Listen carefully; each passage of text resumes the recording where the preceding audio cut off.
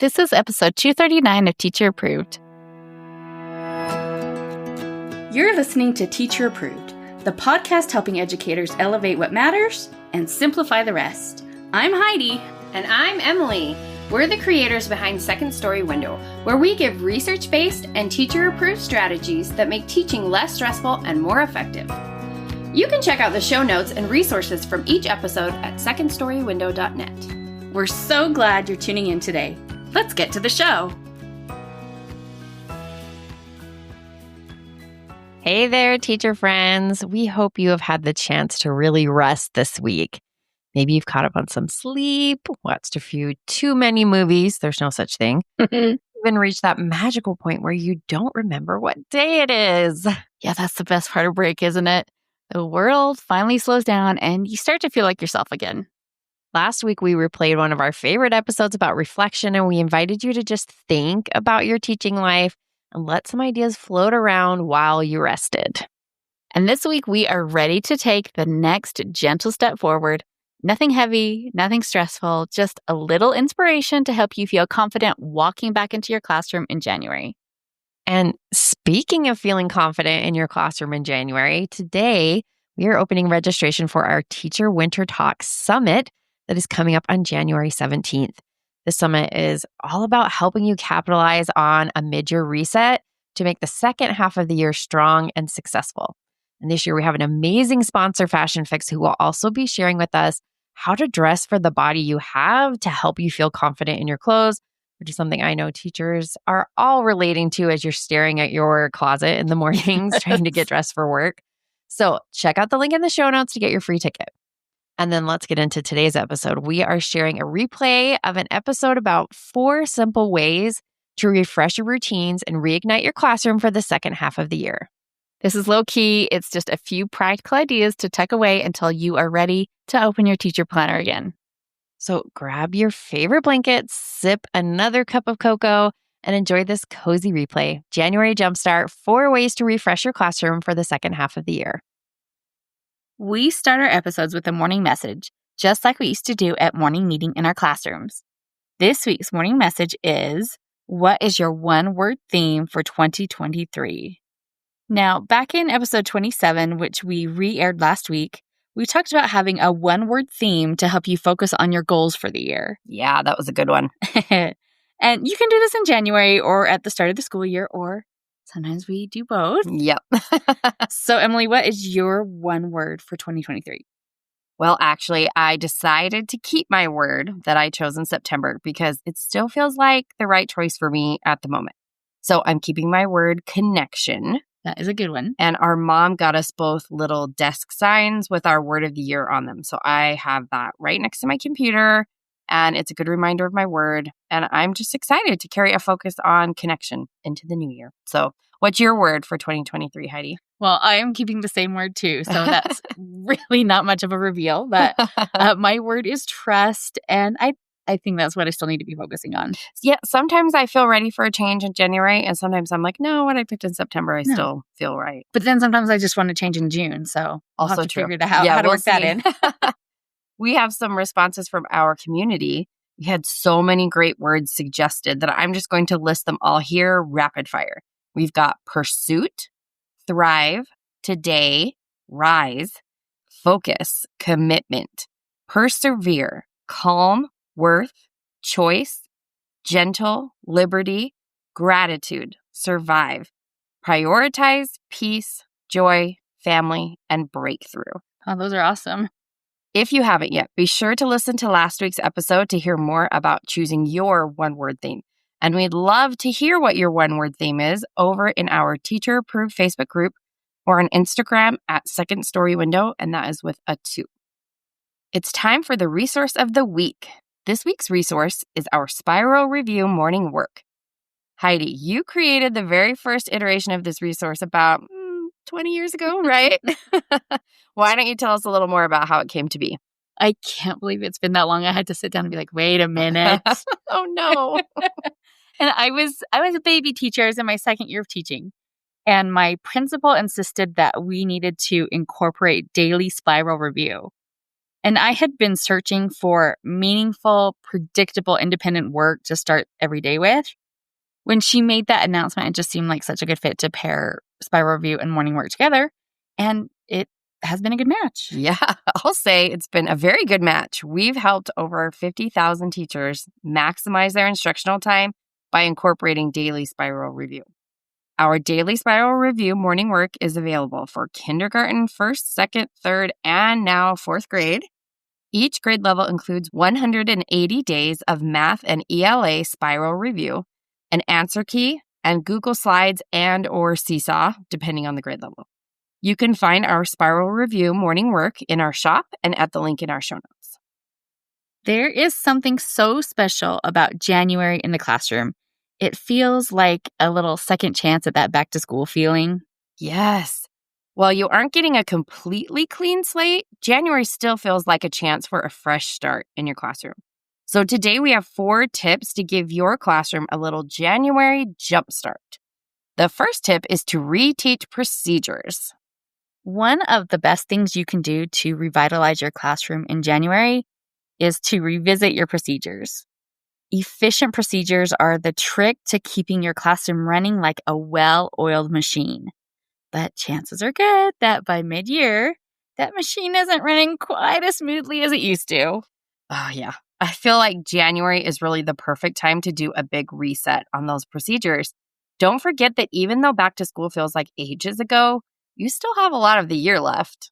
And if back to school feels like ages ago for you, it's going to feel like a past lifetime to your students. Yeah. And that feeling is going to make it easy for kids to start slacking when it comes to meeting the expectations that you set at the beginning of the year.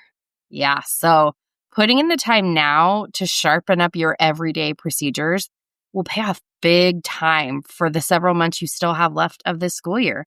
So let's take advantage of all that time that we have left. We are not exaggerating. I promise we are not exaggerating when we say this might be the best gift you can give yourself and your students. Seriously. Just finish out the year with less headaches. I don't know if we can promise no headaches.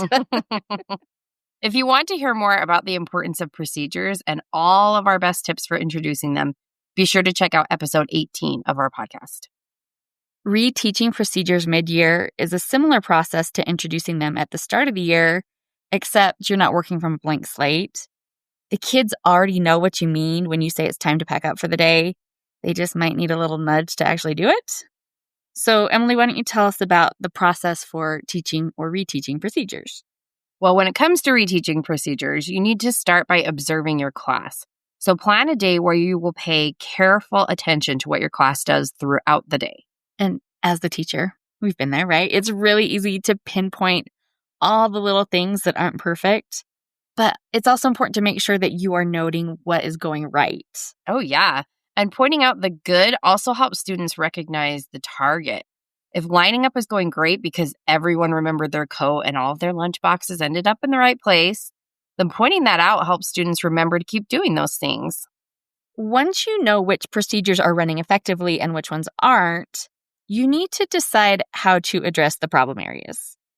In episode 32 of the podcast, we dedicated a whole episode to fixing up failing routines.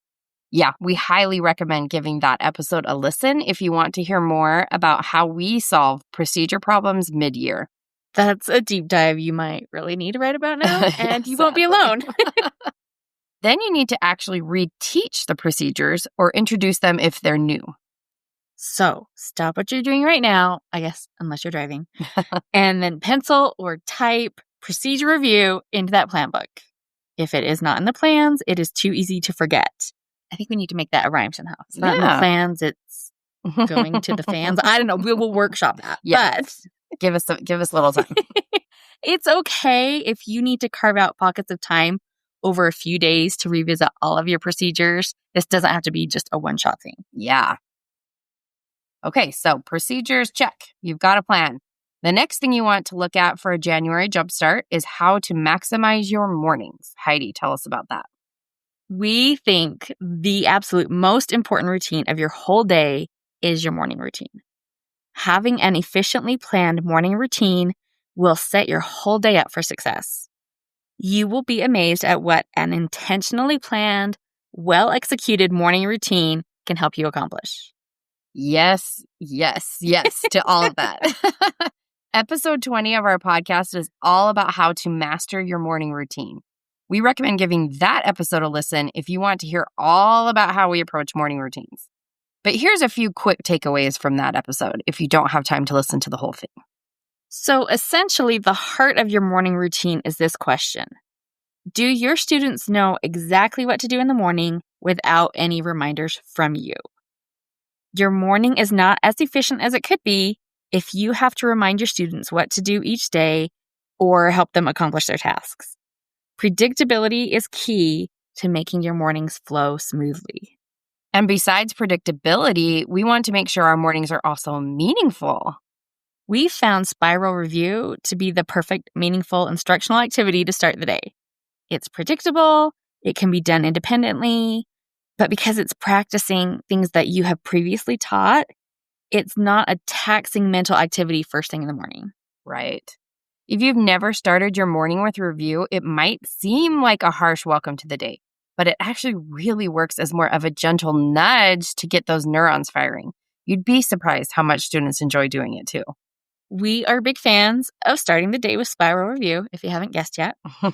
But we have also heard from lots and lots of other teachers that it works well for their students. But you definitely don't feel like you have to start with a review. Everyone should have a review time built into their day, but that absolutely doesn't have to be first thing in the morning if that doesn't work for you. Any meaningful instructional activity will work to start your mornings off strong. The goal is just for it to be meaningful. And besides meaningful academics, we want to be sure that our mornings include meaningful time for connection as well. Yes, we are longtime advocates for morning meeting. If you want some tips and tricks from people who have been doing morning meetings since 2001, some of us more than others. I'm not aging myself that much. You can, though. I don't know who you're talking about. Episode 6 and episode 28 will help you launch a morning meeting and learn how to keep it manageable. So now we've got a plan for procedures, we've looked at our morning routine, and now we are on to the next January Jumpstart tip, which is make a plan for how you will start doing test prep. Wah, wah. The end of the school year may still seem far away, but it will be here before you know it. And we want our students to do well on those darn end-of-year tests. Nice edit. But of course, most importantly, we want them to learn and to remember what they learned. Yes. The test is how it is measured, but the goal is to help our students build their retention. Research has found that Spiral Review, I know you're like, more Spiral Review? Yes. Spiral Review is an incredibly impactful way to ensure learners can recall information when it's needed later. As we just mentioned, we love to include it in our morning routines, but you can really do it any time of the day or even with your homework. We have Spiral Review morning work and Spiral Review homework designed to help you easily build in that practice every day. If you haven't found a way to build review into your day yet, make a plan for how you can start doing that in January with morning work or homework or some other way. Maybe one of your math centers each week will review a topic that you already learned last fall.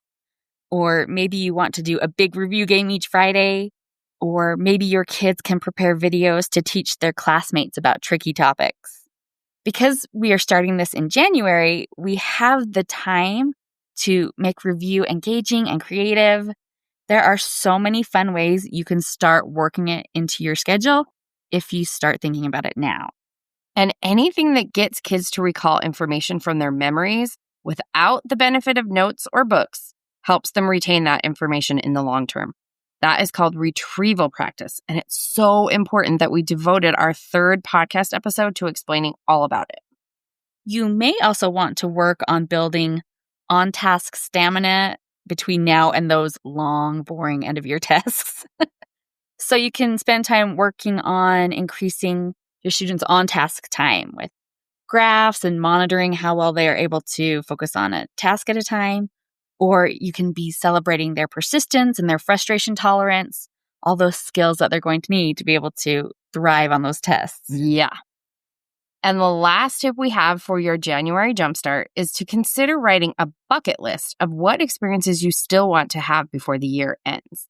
As important as procedures and routines and test prep are, they probably aren't the things that make you excited to come to work in the morning.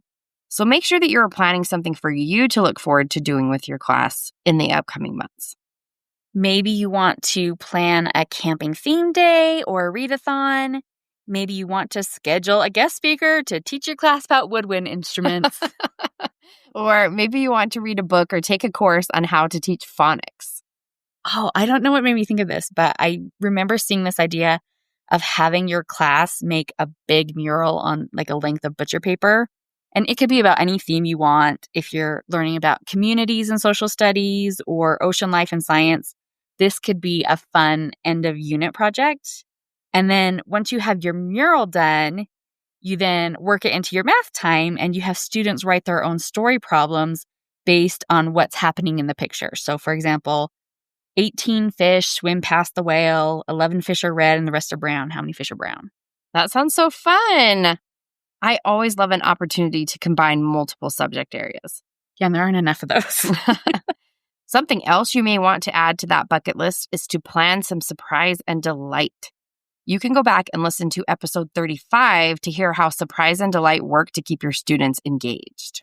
And this is especially important on those dreary winter days. Seriously, who can blame the kids for not being engaged on these dark days? So just make sure to add it to your plans or it'll just become something else you meant to get to but never quite did. We can speak from experience. Speak for yourself. Not me. Never. I'm younger, but I just didn't get things done. I'll take that. Time is probably the rarest resource that teachers have. So take a minute here in January to figure out the second half of your school year.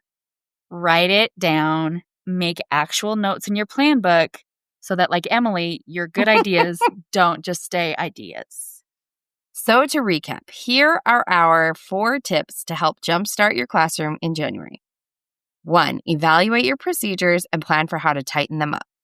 2, look at your morning routine and make a plan for any needed improvements. 3, decide how you will start preparing for test prep. And 4, make a list of what fun things you still want to do this school year. And if you want to go back and listen to any episodes that we've referenced, this list might help you with your Jumpstart as well. So our podcast episode 18 is about establishing procedures. Episode 32 covers fixing routines. Episode 20 highlights morning routines. Episode 6 and 28 cover morning meeting. We love it so much we've done it twice. Episode 3 breaks down retrieval practice and review. And the last one, episode 35, is full of delightful information about surprise and delight. That's currently my favorite one that we've ever done, Mine I think. too. We'd love to hear what you're doing for a January Jumpstart in your classroom over in our Teacher Approved Facebook group. Now let's talk about this week's Teacher Approved tip. Each week we leave you with a small actionable tip that you can apply in your classroom today. This week's Teacher Approved tip is rate your procedures. Now, we've already covered this tip, so tell us why we're revisiting it, Heidi. Well, at the end of the first term, we recommended taking the opportunity to have your students rate their procedures. The idea is that having students weigh in on how well they're following directions will make them more aware of what's going on and what needs to be tweaked. But because it's not built into your regular routine, this is easy to forget. Since this activity is perfect for a January Jumpstart, we wanted to give you a little reminder.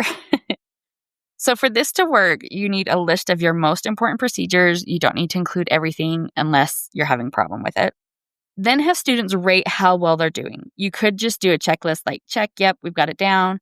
Or you could do something like a 5-star rating where maybe 5 stars means we do it perfectly without any reminders. 4 stars means we need some reminders, all the way down to 1 star means we don't do it at all. Or maybe 0 stars if it's a real trouble spot.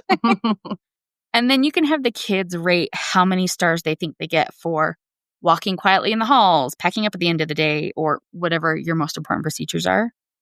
After rating, then you would lead a class discussion about what can be done to get all of the procedures a higher rating. And the discussion piece here is key to having an impact on behavior.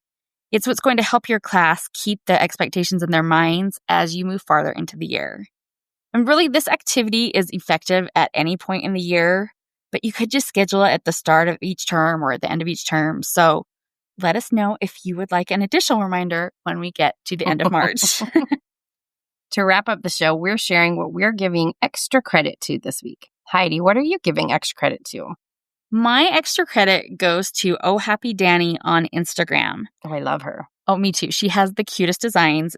And right now she has an awesome Word of the Year workbook.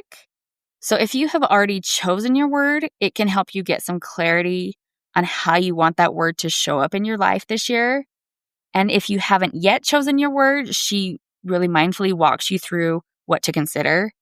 It is well thought out, and like all of her stuff, it is beautifully designed, and it is totally free. So can't go wrong with that. Oh, that's awesome. I'll find a link for that and put it in the show notes. Perfect. Thanks, Em. What is your extra credit this week? I'm giving extra credit to label makers. Yes, I love label makers. I've been on a journey of trying to get my whole house organized, and especially to maximize all of the space in my closets and cupboards and storage spaces.